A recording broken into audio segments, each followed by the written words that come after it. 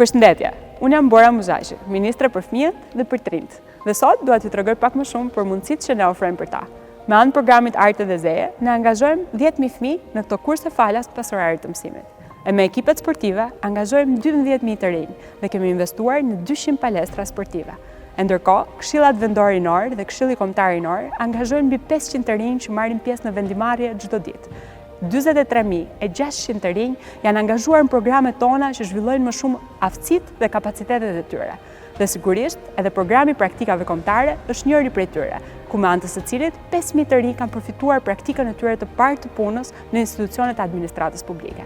E ndërkohë, investime për hapësirat rinore ka vijuar edhe gjatë këtyre viteve, ku kemi zhvilluar dhe investuar në 15 hapësira. E çdo vit do të vijojmë investime në 6 hapësira të reja. Por nuk kemi menduar vetëm për të rinj, por edhe ata që janë më të vegjël.